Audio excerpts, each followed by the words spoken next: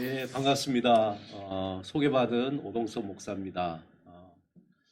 이 자리에 오니까 한 1년 동안 이곳에서 정말 편안하게 또 좋은 환경에서 예배를 드렸던 그 시간이 생각이 납니다. 공간이라는 것은 머무를 때와 또 지나고 난 뒤에 그것을 기억할 때 또 새롭게 다가오는 그런 특성이 있는데 오늘도 오니까 그때가 생각이 나고 또 이곳에 또 좀 더 새롭게 변한 그 모습을 보니까 또 저에게 다른 의미로 다가오게 됩니다. 오늘 저와 함께 3시간 정도 한 50분씩 3번 강의를 할 텐데요. 제목은 선교적 공간 기획과 목회 전략입니다. 제목은 굉장히 거창한데 여러분에게 우리 교회가 가지고 있는 공간뿐만 아니라 우리 교회가 또 지역사회에 함께 할 수 있는 그런 공간을 어떻게 하면은 선교적인 공간으로 그리고 더 나아가서 우리 목회에 있어서 얼만큼 큰 도움이 되고 어떻게 하면은 복음을 전하는데 중요한 역할을 할 것인가에 대한 이야기를 나누고자 합니다. 아마 어떻게 보면은 좀 여러분에게 생소한 그런 이야기가 될 수도 있고 특별히 이 시간대가 이게 2시 이렇게 시작이 되는데 물론 이제 나중에 보시겠지만 용어들이 조금 생소할 수도 있고 또 어떤 부분에서는 또 새롭다는 그런 생각도 할 수 있겠습니다. 아무쪼록 오늘 3번에 걸친 강의를 통해서 여러분과 또 좋은 나눔이 되기를 원하고 코로나 시대 때 공간이라는 말이 참 화두가 되고 있는데 공간이 우리 복음에 또 우리 교회와 목회에 더 나아가서 선교에 있어서 어떠한 의미를 가지고 있는지 함께 나누도록 하겠습니다. 그러면 하나씩 천천히 함께 저와 함께 보시겠습니다. 유명한 그 영국의 시인이 있습니다. 그 이름이 윌리엄 쿠퍼라는 시인인데 윌리엄 쿠퍼는 찬송시도 많이 지었거든요. 그런 시인이 그의 시 굉장히 긴 시 제목이 뭐냐면은 여러분들 보이시겠는지 모르겠는데 The Sofa, The Task and I라는 그 굉장히 긴 시라고 보기에는 너무나 어려운 것 같은데 그 시 내용 중에 유명한 구절이 있습니다. 특별히 이런 공간이라든지 도시에 있어서 이야기할 때 많이 회자가 되는 그러한 이야기인데 그 구절이 뭐냐면은 하나님은 자연을 만들었고 인간은 도시를 만들었다. 어떻게 보면 되게 단순하고 또 어떻게 보면은 당연한 것처럼 보이지만 하나님은 온 세상을 창조하시고 또 온 만물을 만들었고 또 하나님이 창조한 인간은 그 안에서 타운, 도시를 만들었다라는 겁니다. 이것의 의미는 뭐냐면 인간이라는 존재는 하나님이 만들어주신 그 자연 안에서 그들의 어떤 생각과 또 그들의 어떤 행동을 통해서 하나의 새로운 창조물을 또 만들어낸다는 것이죠. 그 중에서 가장 크게 드러나는 것이 바로 도시라는 겁니다. 여러분, 세계에 많은 도시들이 있는데 우리가 생각하는 도시라고 하면은 머릿속에 높은 건물이 있거나 또 현대화된 그러한 도로라든지 그런 우리가 생각하는 그런 기본적인 도시의 정형화된 그런 모습들이 있습니다. 그런데 이 도시를 세계 각각 그 도시를 위에서 이렇게 촬영해서 보면은 정말 흥미로운 사실을 발견할 수 있습니다. 먼저 한번 보시면은 첫 번째 도시의 모습인데 이것은 스페인 바르셀로나인데 여러분 한번 보세요. 도시 모양이 정말 독특하지 않습니까? 어떻게 보면 네모난 도너츠와 같은 그러한 구분되어 있는 영역들로 도시가 구성되어 있죠. 그것에 반해서 뉴욕 센트럴파크 아마 많은 분들이 또 가보시기도 했을 텐데 중앙에는 아주 녹색지대로 그 공원이 형성되어 있고 그 녹색지대인 그 파크 공원을 중심으로 해서 양쪽으로 도시 건물들이 즐비하게 있습니다. 마천루라 그러잖아요. 높은 건물들이 그렇게 세워져 있는 모습을 볼 수 있습니다. 앞에 바르셀로나하고는 조금 다른 그런 모습이죠. 그 다음에 한번 보면 두바이의 모습은 우리가 생각하는 도시의 정형화된 모습과는 좀 다른 그런 모습입니다. 계획된 도시지만 또 만들어진 도시이지만 정형화되었기보다도 뭔가 이렇게 자연스러운 그런 모습이 있죠. 또 우리가 잘 아는 프랑스 파리의 모습입니다. 방사형으로 도시라고 그러면은 파리를 빼놓을 수가 없죠. 도시의 시작이 파리이기 때문에 그 계획된 도시, 그 개선문을 중심으로 해서 언제든지 전쟁이 나면은 자유롭게 도망갈 수 있고 또 피난 갈 수 있고 또 여러 가지 공격할 수 있는 방어할 수 있는 그러한 어떤 구조로 만들어진 파리의 모습입니다. 몇 가지 더 도시의 모습을 한번 보면은 그 다음에 두 번째 한번 그림을 보시면은 독일의 링겐이라는 도시인데 여기에 보면은 이게 도시일까 아니면은 어떤 시골일까 하는 그런 생각을 하게 될 수도 있습니다. 굉장히 자유로운 어떤 그런 모습, 어떤 우리 시골의 마을과 같은 그런 형태로 자연과 어우러지는 그런 형태이죠. 그와 조금 다르게 미국 시애틀에 가면은 자연은 있는데 자연의 한 부분에 어우러지기보다는 조금 독립적으로 빌딩들이 서 있는 그런 모습을 볼 수 있죠. 그리고 그 밑에 스위스 베른, 유명한 아름다운 도시로 유명하죠.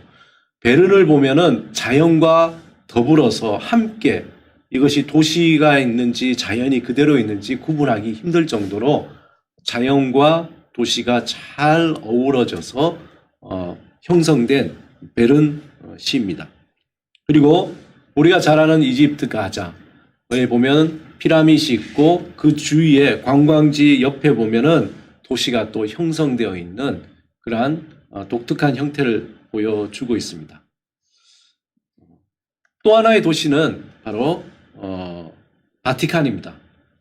우리가 잘 아는 성 베드로 성당이 있는 바티칸의 그 모습도 마치 파리와 같이 굉장히 계획된 그러한 도시의 형태를 보여주죠. 그에 반해서 또 캐나다 밴쿠버는 주위에 여러 가지 환경과 어우러져서 도시가 형성되어 있는 것을 볼 수 있습니다. 네덜란드 암스테르담은 펜타곤 같이 오각형의 모습대로 굉장히 계획되어져 있다라는 것을 또 볼 수 있고 그와 좀 다르게 멕시코 시티에 있는 도시를 보면은 산에 그 산 어떤 그 능선과 함께 도시가 발달되어 있는 그런 모습을 볼 수 있습니다. 여러분 제가 보여드린 이 여러 도시를 보면서 어떤 생각이 드십니까?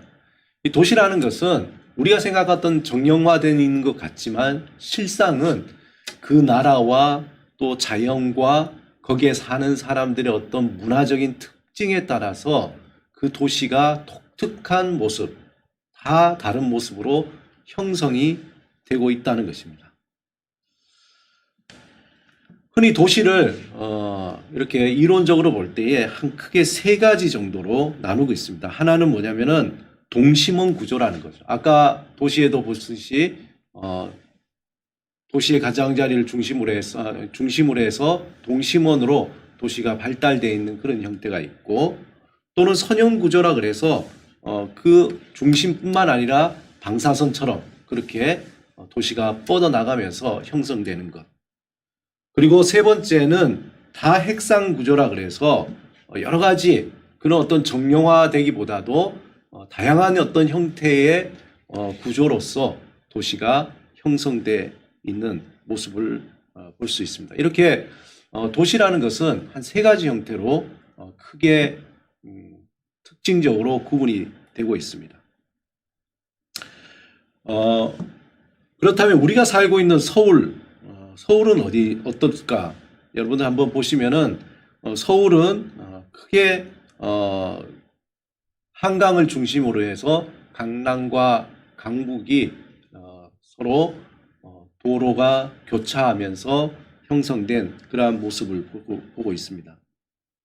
또한 대구 같은 경우에는 아까 보였던 동심원처럼 그렇게 도시 발달이 중심을 통해서 하나씩 위성으로 도시가 발전되어 있는 그러한 형태를 보고 있죠. 이 서울이라든지 또 이 대구 같은 경우에 전통적인 도시의 한 형태를 볼 수 있습니다. 그런데 최근에 이제 새로운 신도시죠. 세종시 같은 경우에는 전혀 다른 그러한 형태를 이루고 있습니다.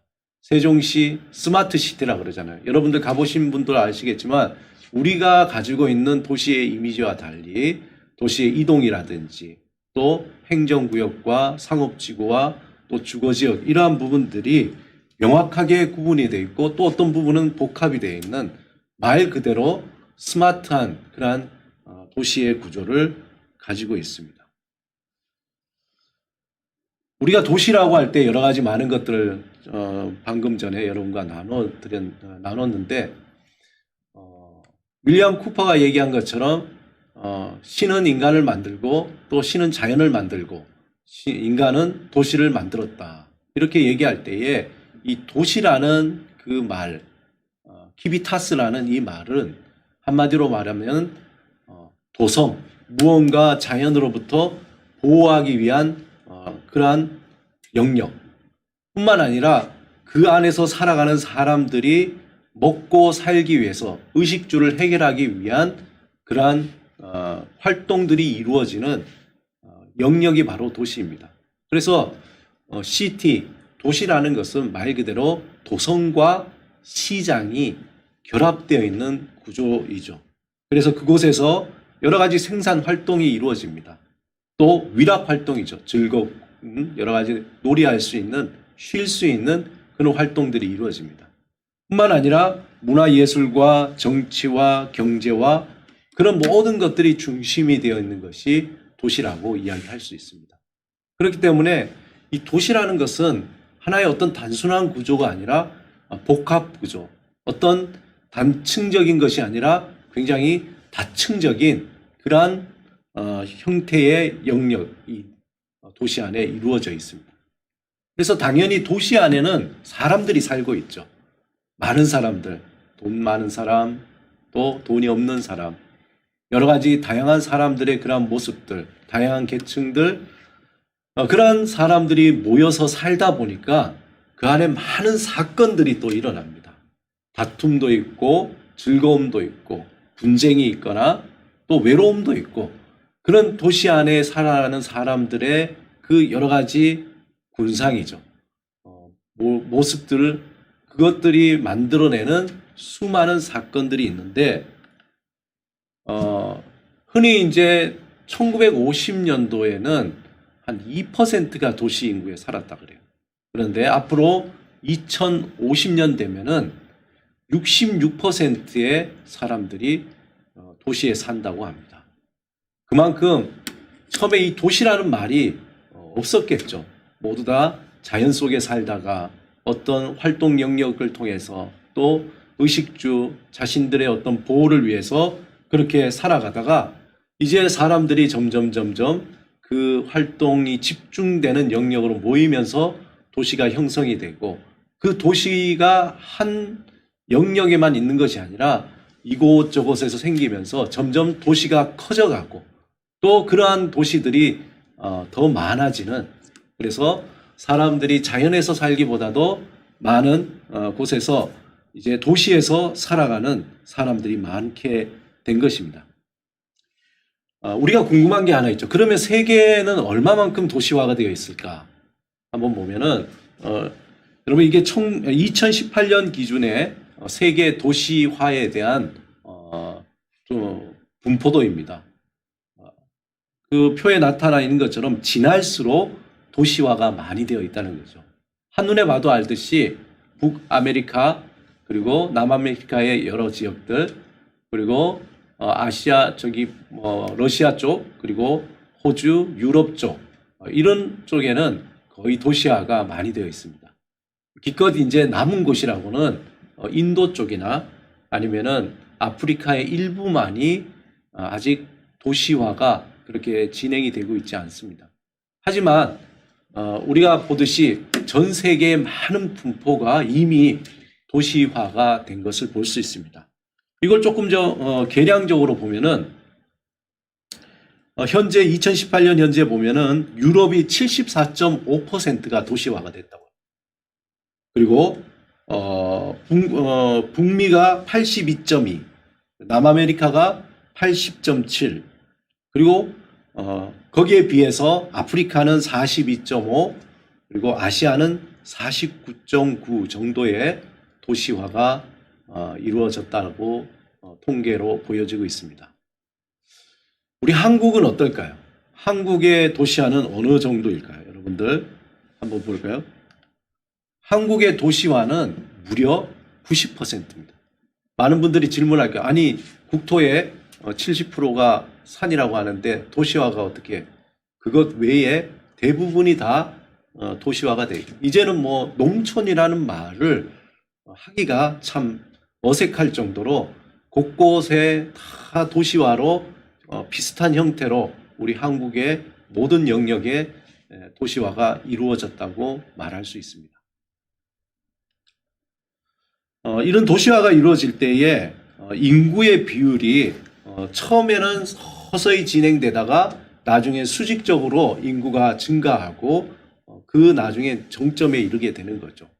현재 서울의 인구가 거의 900만 조금 넘는데 사실 그전엔 1000만이 됐었죠. 그런데 이 정점에 이르고 난 뒤에 더 이상 도시에 살 수 없으니까 너무도 밀도도 높고 살아가기 힘드니까 이제 조금 더 내려오는 그러한 추세에 있습니다. 반면에 경기도는 많은 사람들이 집중화되어 있죠. 서울과 경기가 거의 2천만이니까 우리나라의 인구의 반 정도가 거의 서울과 경기에 집중되어 있다고 볼 수 있습니다. 그 외에도 많은 우리나라의 도시들이 이미 도시화로서 포화 상태에 이르렀다고 말할 수 있습니다. 이런 도시화가 이루어지면은 가장 여러 가지 문제들이 일어나는데 그 문제들 중에 한 3가지의 문제가 대두가 되죠. 주제가 주어지는데 첫 번째는 뭐냐면은 그 형태입니다. 다시 말해서 도시가 어떤 형태로 만들어지는가.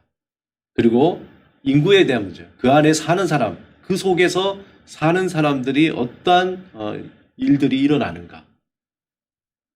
그리고 사람들이 살기 때문에 당연히 따라오는 것이 바로 도시화로 인한 경제 활동이죠. 어떻게 하면은 경제 활동을 어떻게 이것들이 역동적으로 도시화 가운데서 일어나는가. 그렇게 됩니다. 이걸 조금 더 구체적으로 말하자면은 도시화가 되면서 여러 가지 문제를 한 4가지 영역에서 우리가 볼 수 있는데 첫 번째는 인과학적인 문제입니다. 그리고 두 번째는 심리학적인 문제입니다. 그리고 세 번째 환경적인 문제. 그리고 네 번째 기타 다른 문제들이 있죠. 우리가 생각할 때 이 4가지 문제는 다 예상이 되고 이미 우리가 도시에 살면서 경험하는 것들입니다. 인과학적 문제는 뭡니까? 여러 가지 거주의 문제도 있고 또 불평등에 대한 문제도 있고 사람이 살다 보니까 범죄가 증가하고 또 여러 가지 생산성 그리고 비용 발생 등의 많은 문제들이 발생을 합니다. 심리학적인 문제로는 그렇게 살아가는 사람들이 다양한 형태의 불평등이 생기기 때문에 소위 말해서 도시에 살면서 자신이 살아가는 삶의 행복감이 떨어지죠. 다른 말로 만족감이 떨어진다는 겁니다. 그래서 자연스럽게 빈부의 격차가 벌어지게 되고 거기서 나오는 배제와 박탈감이 생겨나게 됩니다.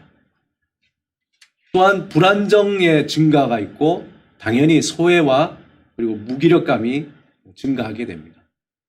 또한 환경적인 문제가 자연스럽게 따라오게 되는데 과도하게 도시를 개발하다 보니까 이 도시의 개발로 무분별한 개발로 인해서 환경이 파괴되고 그 파괴된 환경을 통해서 다시 사람들에게 큰 피해가 있죠.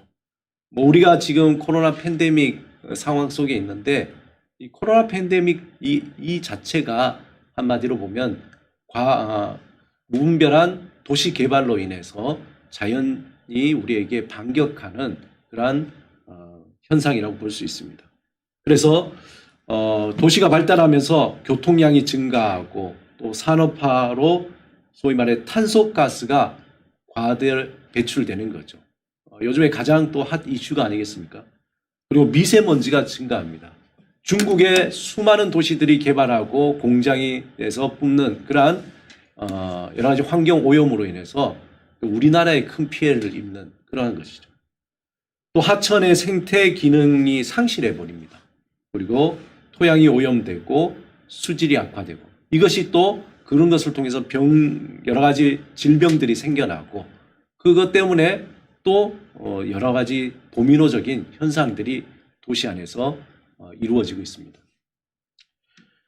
기타 문제로서는 많은 사람들이 몰리다 보니까 실업의 문제가 있습니다. 일하는 사람은 일하지만 또 일이 없어서 노는 사람들, 실업의 문제, 청년 실업, 그리고 저임금, 불안정한 처우와 비정규직, 또 불공평한 도시 서비스 제공, 그리고 스트레스, 또 인격적인 혼란 뭐 등등 이 도시의 그 외의 문제가 굉장히 심각하게 일어나고 있습니다. 이 도시라는 것을 생각할 때에 우리가 살아가는 이 도시 속에 많은 사람들이 집중되어 있고 그것으로 인해서 우리는 큰 어려움에 봉착해 있다는 것이 현실의 문제입니다.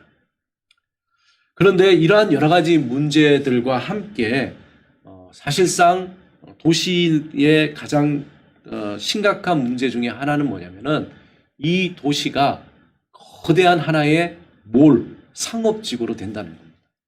오늘 우리가 공간에 대해서 이렇게 나누고 있는데 우리가 살아가는 공간이라는 것이 바로 도시이잖아요. 근데 도시에는 수많은 공간들이 있습니다. 건물들, 물리적인 그러한 공간들이 있는데 우리의 거주의 공간도 있고 또한 쉼의 공간도 있을 테이고 또 다양한 행정적인 공간들이 있고 우리가 살아가는 어떤 상업적인 공간들도 있습니다. 그런데 이 도시라는 전체가 하나의 거대한 상업적인 공간으로 변해간다는 거죠. 예전에는 도시를 무분별하게 개발하기 이전에 그래도 도시의 어떤 공간에 여유가 있고 또 공간이 가지고 있는 어떤 미학적인 그러한 느낌도 있었는데 지금은 아주 촘촘하게 조그마한 땅이 있으면 거기에다가 뭘 또 공간을 만들고 또 조그마한 공간을 더 만들기 위해서 더 높게 짓고 그러다 보니까 이 도시 전체가 하나의 쇼핑몰과 같은 거대한 몰로 변화되고 있다는 겁니다. 우리가 대형 마트를 가게 될 때에 대형 마트에 들어가게 되면 주차장도 넓죠. 그리고 그 대형 마트에 들어가는 입구에서부터 여러 가지 인테리어라든지 조명이 잘 되어 있습니다. 우리를 환영하는 안내도 있고 또 음악도 있고 또 좋은 향기도 있습니다. 그런데 그 마트 안에 들어가서 각각 그 영역마다 다양한 상품을 우리에게 판매하는데 그 아름답고 좋은 환경, 또 신선한 공기, 또 아름다운 음악들, 정말 세련된 그러한 인테리어를 갖춘 한 가지의 목적이 있습니다. 딱 한 가지 목적이 있죠. 물론 거기에 오시는 분들이 쉬기도 하고 거기서 여러 가지 마음의 여유도 가질 수 있겠지만 또 문화교실을 통해서 여러 가지 문화생활도 누릴 수 있지만 그 마트가 지향하는 추구하는 목적은 단 한 가지입니다. 그것은 우리 주머니에 있는 돈이죠. 그곳에서 쉬면서 또 그곳에서 마음껏 우리가 가지고 있는 그러한 돈을 쓰라는 것이 아니겠습니까? 단지 그것이 마트 안에만 일어나면은 그것은 우리가 이해할 수 있지만 불행하게도 우리 도시 모든 공간들이 점점 그렇게 몰화돼 간다는 거죠. 다른 얘기로 말하면은 이 도시 안에서 나라는 존재는 그냥 소비되는 존재입니다. 나를 위해서 웃고 나를 위해서 공간을 마련하고 나를 위해서 환경을 조성해 주지만 실제적으로 나에 대한 관심보다도 내가 가지고 있는 재정을 소비하도록 우리를 계속 부추긴다는 거죠. 그것이 문제라는 겁니다. 여기에 우리의 어떤 선교적인 또 복음 증거의 또 목회적인 하나의 큰 주제가 있는 거죠. 어떻게 하면은 점점 소비적인 공간들이 늘어가고 있는 이 시대에 이미 소비적인 공간이 되어버린 이 도시 가운데에 어떻게 하면 복음으로 이 소비적인 공간을 바꾸어 나갈 수 있을까? 어떻게 하면은 이 소비적인 공간을 좀 더 복음 안에서 새롭게 변화시켜 갈 수 있을까? 더 안타까운 것은 교회도 마치 마트와 같이 소비적인 공간으로 변하고 있다는 것입니다. 우리가 참 거부하고 싶지만 거부할 수 없는 그런 불편한 진실이 여기에 있는 거죠. 오래전에 발터 베냐민이라는 철학자가 있었습니다. 그는 파리의 도시의 발달을 보면서 그는 여러 가지 많은 고민과 또 예언자적인 그러한 이야기를 많이 했는데 그가 주장하는 것 중에 하나는 우리의 도시의 산책자가 되어야 된다라고 얘기합니다. 그는 도시가 단순하게 그냥 우리가 누리고 또 소비되는 것이 아니라 이 도시를 통해서 도시의 어떤 인격적인 소비가 아닌 사귐의 어떤 그러한 장소가 되어야 된다고 그는 경고했던 것입니다. 제가 하나 사진을 이렇게 보여드릴 텐데 이 사진은 대학로의 한 모습입니다. 여러분들 이런 사진을 보니까 마음이 좀 되게 풋풋해지지 않습니까? 골목이 있고 굉장히 아날로그적인 감성, 요즘 갬성이라 그러잖아요.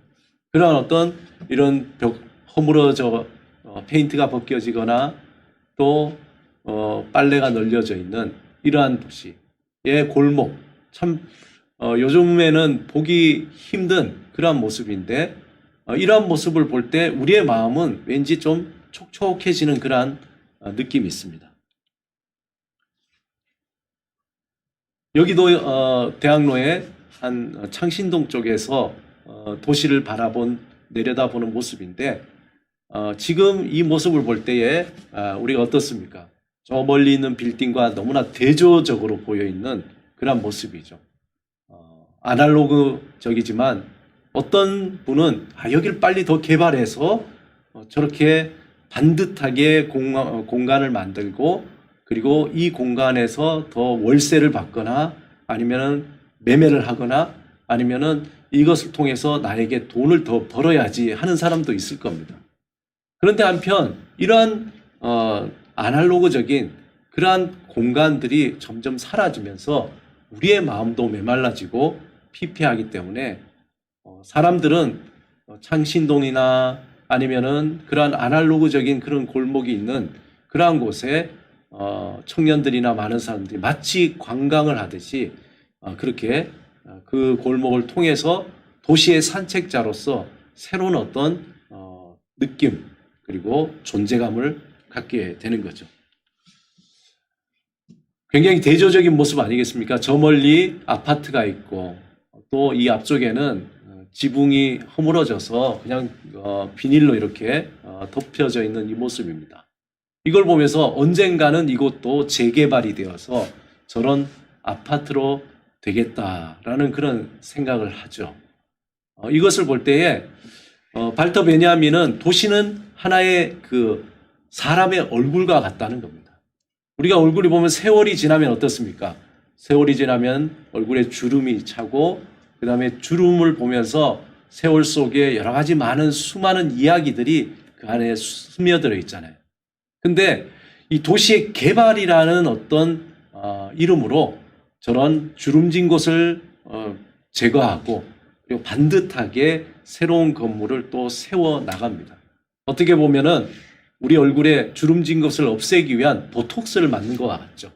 우리에게 주름진 것을 피고 뭔가 더 젊어 보이게 하고 더 좋아 보이게 하는 그런 과정, 그러한 것들을 통해서 우리의 가지고 있었던 더 깊은 내면의 이야기나 도시들이 가지고 있었던 그 기억들, 마치 큰 두꺼운 백과사전과 같은 그 도시의 이야기들이 사라지고 그냥 표피적인 어떤 그런 모습들만 남게 된다는 것이 발터 베냐민의 하나의 경고이고 또 안타까운 예언이라고 볼 수 있습니다. 도시는 이러한 특징 쪽에서 변해가고 있습니다. 그러면 여기에서 우리가 한 가지 질문을 해볼 수 있죠. 우리가 도시에서 목회를 한다.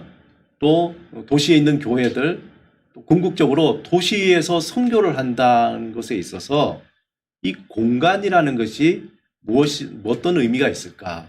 우리가 한번 생각해 볼 수 있습니다. 도시 선교에 있어서 공간. 많은 많은 교회들이 복음을 위해서 또 교회 개척을 하고 교회를 세우고 성장시켜 나갔지만 정작 그 교회가 머물러 있는 그 도시의 공간에 대해서는 너무 간과하지 않았나 한번 우리가 반성해 볼 필요가 있습니다. 우리가 머물러 있는 이 공간, 우리가 이웃이라고 하는 이 지역사회의 공간에 대해서 우리가 조금 더 관심을 선교적으로 한번 바라봐야 할 것입니다.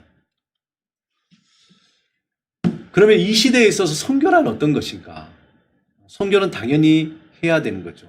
그러나 우리가 선교라고 이야기할 때 이 시대에서 특히 도시 선교라고 할 때에 우리의 마음은 그렇게 편하진 않습니다. 지금처럼 기독교가 여러 가지 비판을 받고 또 기독교가 그 재구시를 하지 못하고 또 그러한 상황 속에서 선교를 어떻게 할 것인가, 예전처럼 진취적으로 그리고 뭔가 더 많은 사람들에게 또 보여지는 그러한 선교는 더 이상 할 수 없다라는 그러한 마음이 들죠. 선교에 대해서 이야기할 때에 선교의 본질에 대해서 첫 번째 선교의 목표는 하나님 나라로서 선교, 봉사, 교제와 모든 종류의 불의에 대항하여 그리고 의와 평화를 위해 싸우는 그 투쟁에 참여하는 것이 선교라고 말합니다. 두 번째, 이 선교의 과제가 뭐냐?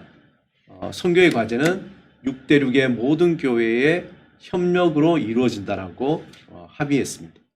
세 번째, 우리 모두는 신학 발전에 있어서 뿐만 아니라 하나님 나라의 복음 선포와 봉사와 교제와 불의와의 투쟁과 정의와의 샬롬을 위해 투쟁으로 서로 협력한다는 것이 모든 세계의 선교학자들과 모든 나라의 선교사들 또 선교에 대한 하나의 본질에 대한 합의입니다. 그래서 우리가 선교라고 얘기할 때 하나님의 선교, 우리의 인간 중심의 선교가 아니라 교회가 중심이 되는 것이 아니라 하나님이 중심이 된 선교, 하나님의 선교로서 그 주체는 사람이 아니라 또 교회가 아니라 삼위일체 하나님이라는 것을 많은 사람들이 공감하고 또 그렇게 합의점을 가지고 있습니다. 그래서 삼위일체 하나님이 선교의 주체이면서 또 성령의 능력을 발휘해서 하나님의 행동이고 또 성령은 선교의 원동력이 된다라고 이야기합니다. 그동안 우리가 선교를 얘기할 때에 타인을 위한 교회, 우리가 많은 이웃을 위해서 많은 걸 베풀고 또 많은 사람들에게 섬기고 하는 타인을 위한 교회에서 이제 앞으로 이러한 하나님의 선교에 있어서 어떤 교회가 주체가 되는 것이 아니라 타인과 더불어 사는 교회, 함께 with church with others라는 거죠. 다른 사람을 위한 것보다 다른 사람과 함께 지역사회와 함께하는 그런 선교가 필요하다는 것입니다. 이러한 관점에서 그렇다면 도시 선교를 우리가 어떻게 할 것인가? 그동안 도시 선교 역사에 보면은 도시 사업 선교, 또 도시 농촌 선교, 또 영적인 어떤 전투장으로서의 선교, 또 문화 명령과 도시 명령으로서의 선교, 또 신본주의적인 어떤 책임으로서의 선교, 그러한 여러 가지 선교에 대해서 많이 이루어져 왔습니다. 그런데 이제 우리가 좀 생각해야 될 부분은 이렇게 우리나라 같이 90%전 세계가 도시화되어 있고 복잡한 구조와 그 안에 아주 수많은 정말 단순 논리가 아닌 복잡한 논리로 구성되어 있는 문제들을 풀어나가기 위해서는 그동안 우리가 생각했던 단편적인 그러한 도시 선교 또 복음 전도에 있어서 행했던 그러한 부분들을 좀 반성하고 새로운 접근법이 필요하다는 것입니다. 그래서 데이비드 보시가 질문한 것을 조금 응용해서 이렇게 얘기할 수 있죠. 기독교 도시 선교 활동이 여전히 의미가 있는가? 라는 것입니다. 우리에게는 지금 아마 20년 전, 짧게는 10년 전만 해도 그래도 의미가 있다는 것에 대해서 이구동성을 이야기할 수 있습니다. 그러나 지금에 와서 기독교 선교 활동이 여전히 의미가 있는가라고 물을 때에 우리의 마음속에는 그럴까라는 의문이 드는 거죠. 그럼에도 불구하고 기독교의 그 도시 선교, 이 선교가 만약 그 의미가 있다면은 그게 이전처럼 해왔던 그대로 하는 것이 맞는 것인가? 아니면은 이제 오늘 이 세계에 있어서 어떤 형태로 전개돼야 하는가? 이 말은 지금 포스트 코로나 그리고 세계가 다변화되고 또 여러 가지 다양한 사회 속에서 어떤 형태로 선교가 이루어져야 할 것인가에 대해서 우리가 깊이 있게 고민하고 또 집중해서 우리가 논의하면서 또 새로운 선교에 대해서 바라봐야 할 것입니다.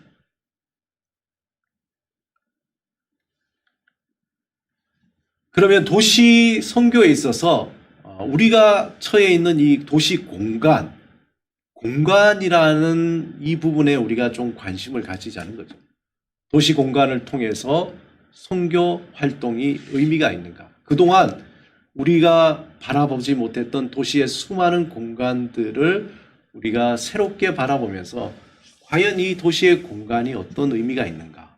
이미 일반 사회에서는 이 도시 재생이라든지 도시 공간에 대한 수많은 연구와 또 많은 사람들이 실천적으로 이미 공간에 대한 변화를 이루고 거기에 대해서 새로운 활동과 의미를 발견하고 또 실제 사람들에게 적용을 하고 있습니다. 그런데 우리 기독교에 있어서 도시 공간에 대한 활동에 대한 것은 너무나 미미했던 거죠. 그래서 이 도시 공간을 통한 선교 활동의 의미가 있는가라는 것을 우리가 생각해 보고 한 가지 발견하게 되는 것은 뭐냐? 이 도시 공간은 이 선교의 새로운 가능성을 찾을 수 있는 틈새가 된다라고 보는 겁니다.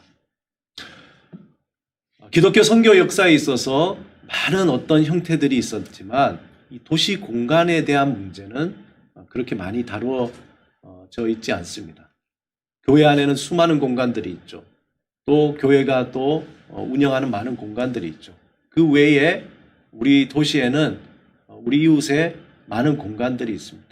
특별히 코로나가 오면서 이 공간에 비어있는 이 형태를 보며 이 도시 공간이 무엇인가에 대해서 한번 관심을 가져봐야 할 것입니다. 그래서 이 도시 공간을 어떤 형태로 바라보고 또 이 공간을 통해서 어떤 선교적 활동이 일어날 수 있는가, 그리고 어떻게 이것을 잘 변화시켜서 선교적으로 이것을 통해서 복음이 잘 전파될 수 있도록 하나님의 나라가 이루어질 수 있도록 또 많은 사람들에게 하나님의 선한 영향력을 끼칠 수 있을 것인가에 대한 가능성이죠. 새로운 가능성입니다. 도시 공간을 통해서 선교의 새로운 가능성을 살펴볼 때에 이것이야말로 앞으로 우리가 지역교회나 모든 교회들이 새로운 가능성으로 복음 전파를 위한 틈새구나라는 것을 발견하게 하게 될 것입니다. 특별히 오늘 함께 선교적 공간 기획이라는 제목을 가지고 있습니다. 여러분, 기획이라는 게 뭡니까? 어떤 의도를 가지고 어떤 목적을 위해서 구성하는 거 아니겠습니까? 우리가 그동안은 프로그램이 좋아서 여러 가지 전도잔치라든지 아니면 이웃의 봉사라든지 그런 많은 어떤 활동에 대한 부분들은 우리가 많이 이루어져 왔습니다. 그렇다면 이제는 조금 새로운 관점에서 이 도시가 가지고 있는 이 공간의 의미를 발견하고 이것을 새로운 어떤 기획을 통해서 우리 하나님의 그 선교를 이룰 수 있는 가능성을 찾아보자라는 것입니다. 그래서 오늘 첫 번째 시간은 다소 이제 전체 강의의 준비 과정처럼 이렇게 함께 좀 나눴습니다. 도시에 대한 것이 어떤 것인지, 또 도시에 어떤 형태가 있는지, 어떤 특성이 있고 문제점이 있는지, 또 선교적인 어떤 관점에서 그동안 우리의 어떤 선교가 어떻게 이루어졌고 도시의 공간을 어떻게 바라보면서 이것을 새롭게 기획해서 도시 선교, 특별히 복음 전파와 하나님의 선교를 이룰 수 있는 것인지에 대해서 잠시 살펴봤습니다. 이제 다음 시간과 그 다음 시간에 조금 더 구체적으로 공간에 대한 이해를 갖고 그리고 어떻게 하면은 공간을 선교적으로 기획을 하며 적용해 볼 것인가에 대해서 함께 나누고자 합니다. 이제 잠시 쉬었다가 여러분들 한 15분 정도 쉬었다가 도시 공간 그리고 그 공간이 가지고 있는 다양한 의미들 또 그 공간을 통해서 어떻게 선교적으로 접근하고 또 성경적으로 또 우리가 바라볼 것인지에 대해서 함께 두 번째 시간은 그렇게 나누도록 하겠습니다. 첫 번째 시간 여러분들 함께 들으신다고 수고 많으셨습니다. 잠깐 쉬었다가 이제 다음 시간에 또 뵙도록 하겠습니다. 감사합니다.